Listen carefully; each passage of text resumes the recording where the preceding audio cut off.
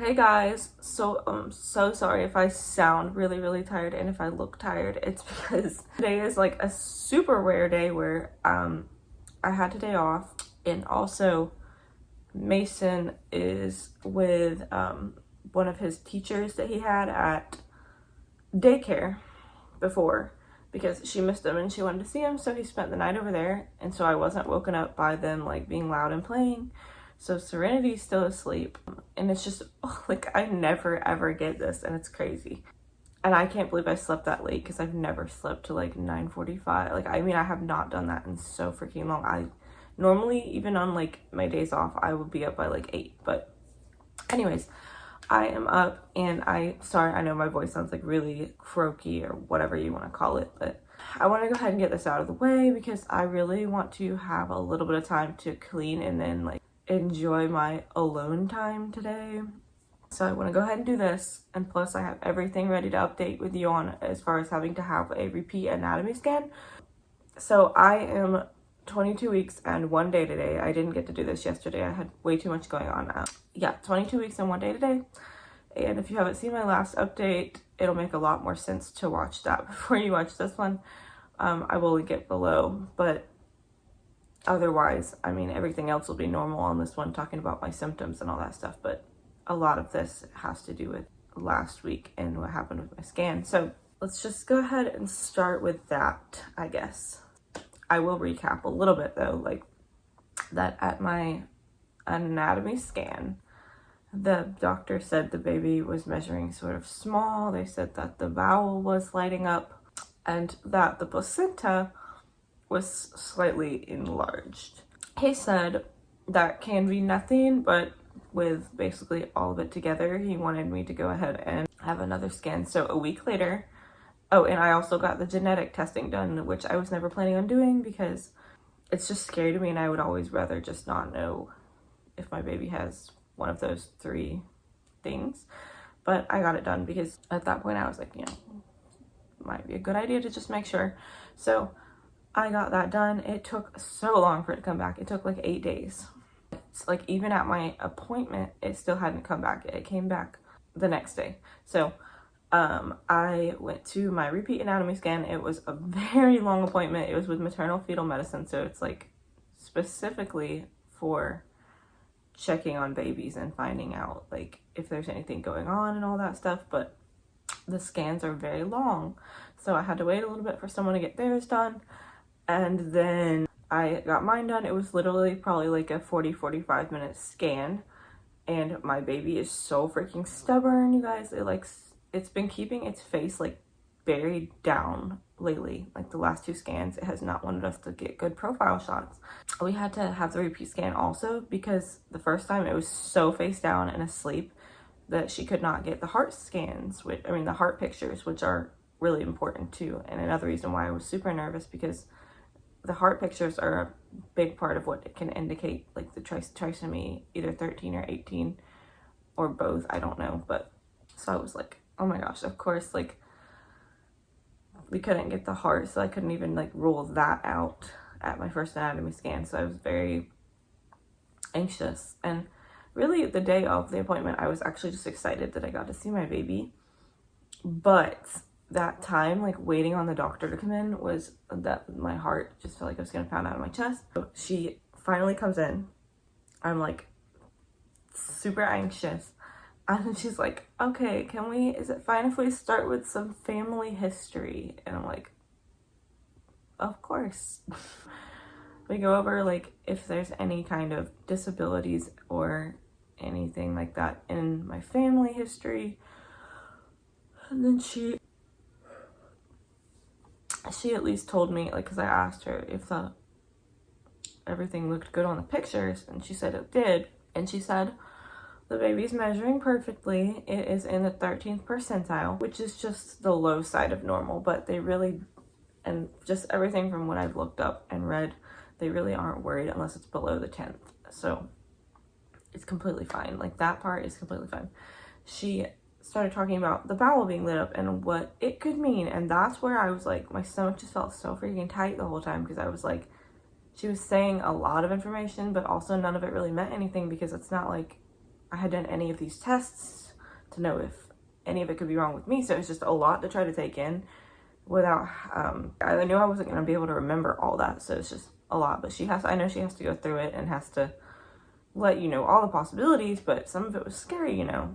So she was talking about how there's a chance it could have been cystic fibrosis. If both parents carry the gene, then the actual disease can be passed on to the baby. You know, mentioning even something like, oh, if you did the test for this or something, there'd be like a 1 in 150 chance with your age and with blah, blah, blah, that it's Down syndrome, like all the stuff that you're like, that sounds like those odds just are like a little scary, but she didn't say anything about like the really scary ones that I was worried about, but still, like, just everything else, you're just like, oh my gosh, I just want my baby to be healthy.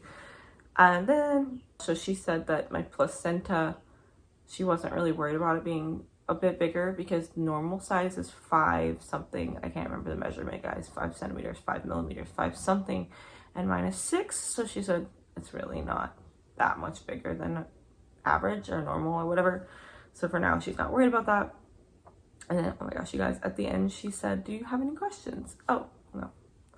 Hold on. Let me not tell you that yet. Let me first tell you.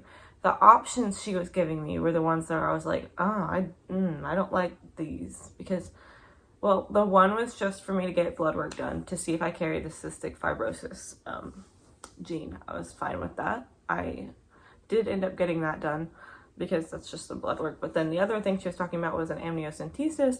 The reason that most people, if they were going to get it done this early, would be because they would want to know that if something was wrong, they would terminate their pregnancy. Those are the people who would want to get it done as early as possible because of state laws and all that stuff. But an amniocentesis there's a lot of risks that can come with it, along with the scariest one really being that because they poke a needle and get some amniotic fluid out, and they can end up bursting your waters, breaking your water. And I was thinking, there's no way I'm having that done right now at not even 22 weeks because my baby would die. And I don't think I'll ever get that done, honestly, just because everything came back normal. Even the next day, the genetic testing came back and was normal. Everything was negative. And so unless there's like further reason to get that done in the future, that's not something I'll probably be doing. And if I did, it would be like when it's literally safe, or like a lot safer if my water were to break. Like, there's no way I would ever get that done before like 30 or 32 weeks. That's crazy to me. But anyways, so yeah, like I said, at the time the genetic testing hadn't even come back, so I was like, this is so frustrating because he's talking about all these possible scary scenarios, and I don't even know if I'm negative for the things they tested me for. Okay, so anyways, what I was gonna say was, before I told you about the amniocentesis and all that, is I'm over here like so stressed thinking like, oh my gosh, so one of these things is wrong with my baby. Like, one of these things that she's bringing up is what's wrong. She's like, any questions? And I said, okay, does the bowel being lit up mean that there is something wrong with the baby? And she said, oh, I should have led with this. So sorry. There's an 80% chance that it means nothing. I was like, woman. So that was pretty much everything she said. And at the time, it was really, really overwhelming. And I was like, oh my gosh, like, I don't even want to, like, I just wanted to go home and like think for a little while and stuff, because it's a lot to process. Even though she didn't really tell me any really terrible news or anything like that, it's still like a lot to think about. After a day or so went by, I started feeling so much better, and I was like, okay, anyway, I know she didn't mean to leave it out, but I was sitting there feeling like this the whole time. And if she had just like led with that, I would have been like, I wouldn't have tried so hard to think like, okay, this can happen, like, I just would have been more relaxed about it. But anyways, it's a pretty good news. I do have another maternal fetal medicine appointment scheduled for the end of this month. So one good thing that is coming out of this is that I'm getting to see my baby a lot more. I've never had so many scans. Everything else seems like it's going to be okay, as long as like nothing crazy. They don't see anything crazy on that scan. And then I also have my private scan, my private 3D scan that I booked for 18 days from now. So super excited about that one if the baby cooperates and shows me the little face, because I'll show you the picture, the only profile picture we got from the other day, and it's not the best, but it's still, you can still tell it's the baby's face. So there's all that. I just want to cover that and get that out of the way, because that's like a lot. It is a lot. And I know I did a horrible job just now telling it because I didn't write anything down, but that's the update for that. And then otherwise, as far as symptoms, I just pretty much have been, the nausea has just been coming more and more to an end.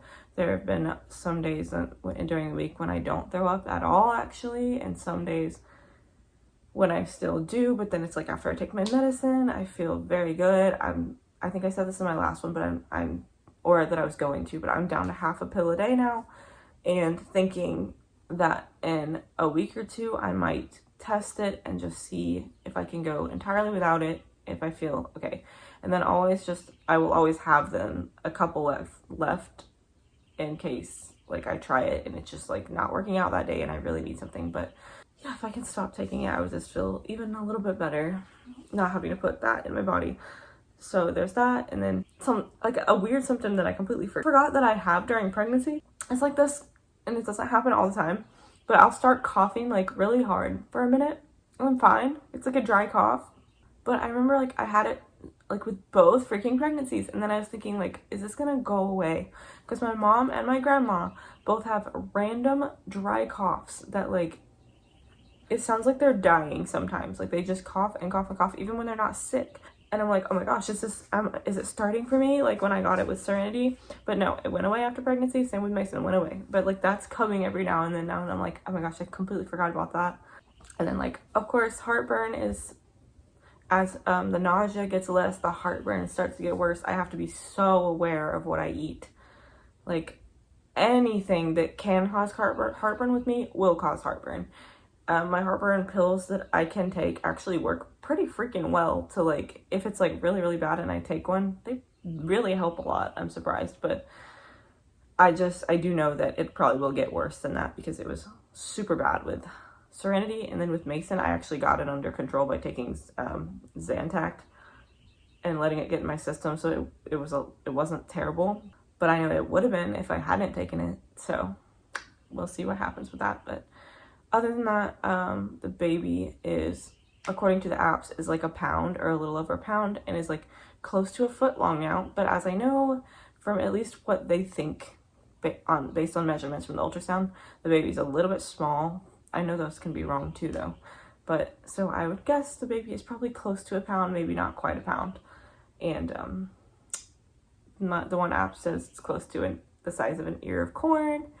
So just a visual for you. But anyways, I will show you my belly right now. I'm still in my pajamas, but who cares? So I'm gonna, show you that. Oh yeah, it's also morning, so my belly might not be as big. Oh yeah, it's definitely smaller than it was the other day. That's crazy. But like, obviously I haven't eaten, so it's not bloated at all. So that's what it looks like. And then here's just, and I can't see, the sun is like shining, but here's how tiny it's gonna look today with it being morning. So here's from the side and from the front and from the other side. But all right guys, so that is it. Almost got like a Charlie horse in my leg, but I'll see you guys for whatever my next video is. I've been telling you guys for weeks I'm going to show you the stuff I got for the baby so far. I'll probably do that in like 2 weeks. So yeah, that'll be up eventually. All right, bye guys.